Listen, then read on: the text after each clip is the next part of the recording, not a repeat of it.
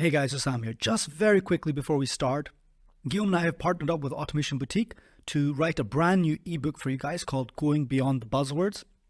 It's an amazing ebook that goes through all the things about automation, data, and processing that just simplifies the topics just in the way that we do all the time in Corporate Treasury 101. To pick up your copy, just go into the show notes and click on the link, or go to the website and find the partners page where we have a link to the ebook there as well with Automation Boutique. And then here's the episode. Welcome to the Corporate Treasury 101 podcast.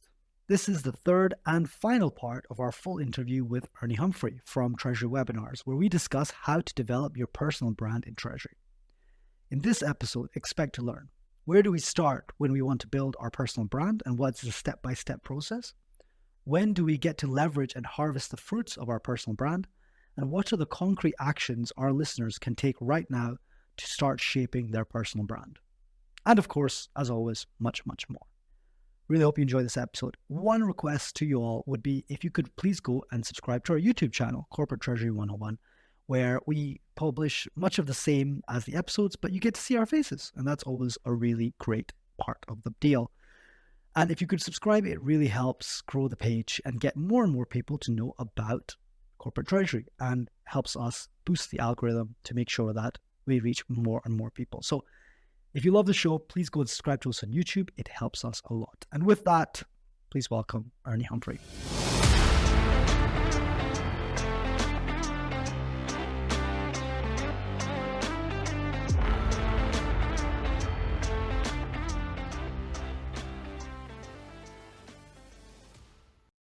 Ernie, move us into the how. So treasurer listening today, of which many do, they've said, okay, yeah, really, I have to up my game on my personal branding overall. What does that involve? Where do you start? Is personal brand, I need to start posting on LinkedIn? Or how do I go about this? What's the step-by-step? What I would do is very too systematic, but this is the way I do things. But these are the components of my brand. Your professional value proposition. Do you know what it is? If you don't, call me. I'll do it. 10 minutes. Describe that. What does that mean? Yeah. Your professional value proposition is your elevator pitch. Why do you want to do business with me? Why am I important? How do I offer value in your relationship with me? So if I have you in an elevator, how can I convince you that it's important for you to invest in getting to know me on a professional level? And then that comes across your LinkedIn profile. You should make sure that's sharp. There's a lot of free resources out there. Borrow from people. Hey, resumes. Look at your resume. These are probably the two most important things that people don't tell you how to do. Your skill set. What's your skill set? What about your soft skills? What's your skill set? Where are you at? Where do you need to be? And then your network. This is a whole nother podcast. Your network. There's so many dimensions to your network. You have a network at work. You have a network within your department. You have a network with your bank providers. How do you build your network? What is that? Okay, who do I know? Who do I need to know? Who knows who I need to know? And pay attention to that network as well. All of those are part of your professional brand, and all of those deserve your attention, and they all work together. One of the other parts of the system? So that was you explaining the personal corporate brand. What else? Yeah, I mean, they meld together.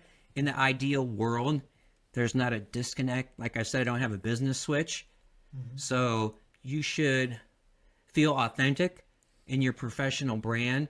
So I tell people, if you're not outgoing, don't try and fake like you're outgoing, right? It has to be authentic.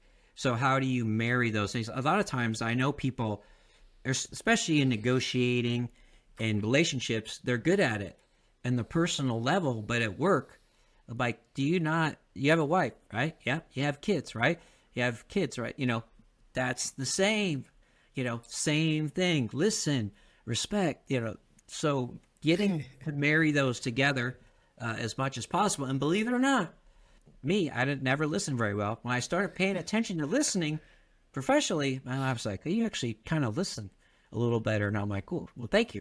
Right? So they should be feeding each other, and in the ideal world, they will merge together. Super interesting. Do you think people are inherently born with the skills to build a personal brand? Or is it something that you can, or everyone does develop deliberately? I think people are definitely wired different ways, but I think a lot of people are afraid rather than they don't have the ability to do it. Part of it is the way you're brought up, and I don't think people are. I think people, my generation, were taught not to like toot your own horn, and that is the absolute worst thing you can do. You got to be able to toot your own horn. You got to be able to back it up. But there's definitely, if people are more outgoing, they might have a little bit. I don't think they're better at it. I just think they have less fear. So as soon as you can get yourself over like the fear of failure, right? Everyone that meets me does not like me. I'm lucky if I'm at 10%, but I don't care. I am who I am, right? I am who I am. I'm authentic. Some people are having a bad day, whatever. So, move on, do your best. And if you put effort into it, you'll get there. I think being authentic helps. If you're comfortable with being authentic, I think that helps those who feel like they're more introverted by nature. But if you meet introverted people, once you kind of crack that shell, you ever been there? You're like, whoa, you're not. You just kind of haven't looked at that the right way. No one's asked you the right questions. That's very true. I think it's a bit difficult here because on the one hand, one would argue that developing a personal brand is getting yourself out there, go on stage and speak, have that discussion, post that thing on LinkedIn, post a picture of you on wherever, go speak to that CFO, go to that other treasury department. So it requires somehow to have a bit of an outgoing nature, or at least forcing yourself into it. But on the other hand, what you just explained about authenticity, I like that a lot because you are unique in the way that you are yourself, and that's what your personal brand should be focusing and based on. Yeah. So how do you balance that? For people that are a little bit more introverted, I try and talk to them and give them specific tips. So one of the things I say is that if you are around someone that's more extroverted, you kind of get the ancillary benefit of them. And let's just say you're introverted and there's someone you need to connect with who's kind of has a bad demeanor. Somebody at work likes this person. So go to them and say, hey, I'd really like to talk to John. How do I do that? And then I tell people, it's having something to do with lunch. Can I take you to lunch? Mind if I ask you a question? There are kind of soft openers, and part of it's just getting over the fear. You can be authentic, but sometimes you're very scared, and someone might bite your head off. You got to learn how to just kind of let that go and have confidence in yourself. But I'm happy to have conversations with folks. You're right. People always say collaborate. Nobody tells you how. So kind of it's trial and error. But being authentic, my perfect example is if you never talk and you go out and start doing knock jokes, people are gonna, wait, whoa, so they're suspicious, of something that's going on. So you kind of, in some ways, you kind of got to ease into it a little bit. I don't think you can just like automatically, flip that switch. So give yourself some goals, short-term goals. Maybe there's some low-hanging fruit. Just build your confidence and your success, and then ask people for help. I mean, people are very generous. Hey, John, you know all these people at work. How did you do that? And, just take what you can from what someone else does that fits with your personality. I like that a lot. I liked what you said there about go for the low-hanging fruit. I think a lot of it is getting over the fear of rejection or coming across as looking stupid. And so, realize no one really cares. If that does happen, people are more concerned about themselves than they are concerned about you. But the low-hanging fruit is a really good one. So I remember once a mentor of mine gave me advice. He's like, just go to the shopping mall and start talking to assistants at the store. They're going to speak to you. You might be a customer, right? And just learn how to start talking with people and learn how to get over that fear of going up to someone and asking for help. And once you do that enough times, it becomes really, really easy. And then you can go and start asking people at work for help and saying, hey, how does this feature in our TMS work? How do I do this thing in Excel? How do I, Right. schedule this meeting in someone's calendar. Like, these sort of little things that are 2 minutes. Most people are willing to help, like you said. And on LinkedIn, I like to tell people it's if someone writes an article, if someone speaks, if someone makes an effort, they will always respond if you give them a compliment.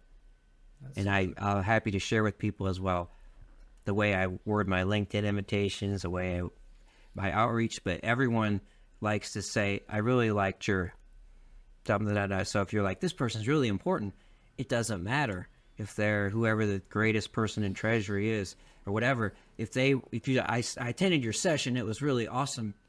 They will more than likely respond to you. So I think the way you reach out to someone makes that fruit a little bit easier to grab, I would say.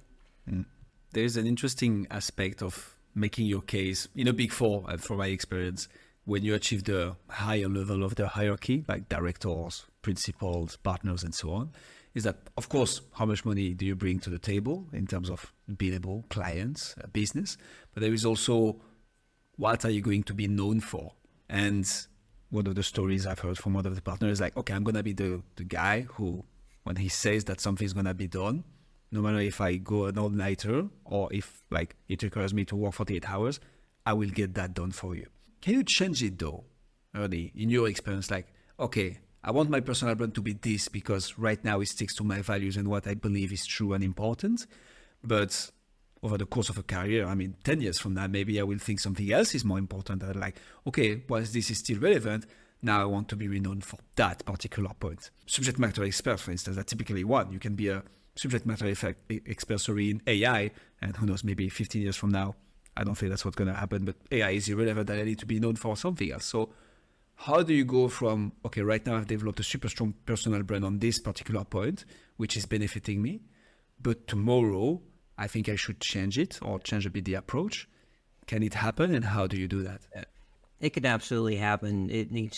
This also needs to align, right, with your brand and where your career is and things where you find passion to love what you do. I think that's what changes it. So I've got a perfect example. For me, it's still very important that everyone attends my webinars and that I have virtual events and that I'm known. That people come to my events and they can earn credits and they think I deliver great surveys. But right now, I'm starting a community for finance professionals. That's my legacy. I want to be known that I gave back to the finance profession, that I'm the one that helped people realize that their social skills matter. No one's going to remember that I had 6,000 people on a cash forecasting seminar. They might remember my jackets, which is obviously very important to me. But I think as you transition, as you let life take you to your career and not try and force yourself into going straight up the ladder at your company, I think some of those things all will become almost self-evident to you, but you have to decide what those are and make those happen yourself. So what do I want to be known for? Yeah. So I think that can absolutely change, and people should aspire to own that and have that be dynamic and not have that be set in stone. How do you maintain it? If we take the other end of the spectrum, saying, okay, changing is possible, that's how it happens. Personal branding is not like a one-time thing. It's not like, okay, I'm going to speak at that event once at the AFP talking about cash flow forecasting, and then my personal brand is there to stay for 5 years. You need to maintain it, nurture it, grow it. It's an ongoing process. So how do you achieve that? Like, what's the right balance, investment of time, investment of effort? How do you do that? For me, I make sure that I have time to devote to things I have a passion for, make time for learning. So if you would have known me over the last 10 years, you'll see that I was doing Treasury Webinars. I also was a GCologist. I also am a stand-up comedian. I also do improv. So it's not necessarily a formal side gig. It's your mind. This is my mind's side gig. Follow things that you think are interesting, are passionate about, things that tweak your interest. They rev your motor, all the time. So make sure that you make time for that, and then you'll find the balance. So just in my business, I have my clients. I got 50%. I'm doing this. The other 50%, I want to do something totally different whether it's treasury, finance, or not. It could be I'm going to go on the road and do stand-up and buy a bus or whatever. That's part of my brand. That's part of who I am as a person. That's what makes me feel like I'm successful and growing. In order to feel like you're growing, I think you need to follow where your passions take you and make sure you make time for that. Is there a particular aspect that is more important than the other? The first thing that comes into my mind is, okay, do I want to be renowned for my interpersonal skills, or do I want to be renowned for my deep expertise in, name your hard skills here? Do you have a preference? Is one more important than the other? Can either be good as long as you play it well? How does it work when it comes to, okay, either being a technical expert or people's expert, if that's the way to put it? I think everyone needs to find their balance. Like you said, some people are wired differently. So becoming a technical expert may be a smaller climb for people, and they may need the personal part may be really hard. Or for other people, the personality part, the networking, that's easy. But the other part is hard, so you need to find your balance. It's almost the ROI for your time, and then find where you want to be, where you're comfortable. And I think it goes up and down, right? So I would say for me, besides the last 2 years, I spent a lot of time trying to get up to speed on automation, RPA, and all this other stuff. And I had more technical focus. But now that I've seen all this AI, ChatGPT, Bard, I'm like, whoa, people need help on the soft skills. So I think that you can go up and down based on what you need, but also look at the ROI for yourself and focus on what delivers the ROI for you. And some things are just harder. Ernie, thank you so much for coming on the show. Was there anything that we touched on that we didn't give you the opportunity to express fully, or you'd like to add to any things that we've already discussed? No, I really appreciate the depth of the conversation, the many dimensions of the conversation. But I just want to stress to people that a lot of people think it's much harder than they think it is, building your professional brand. I want to also communicate that I'm here to help people. Just go ahead and reach out to me if you want to learn anything more about your professional brand. And I would say with your professional brand, be authentic and leave your ego at home. Great advice. Great Amen. advice. We'll put all the links below. What's the best way to find out more about you or Treasury Webinars? I would say the best way is probably just on LinkedIn. My name, Ernie Humphrey. Just go on LinkedIn and type that in. Hopefully you'll find me. I'm probably second degree connected to most of you because I've got like 2 million second degree connections. So let's make that a first degree connection. As much effort as you put into our relationship, I guarantee you'll get more from me. That's amazing. Ernie the Y Humphrey, which I like. All right. Part of your personal brand. It's reciprocal. Ernie, thank you so much. Thanks a lot.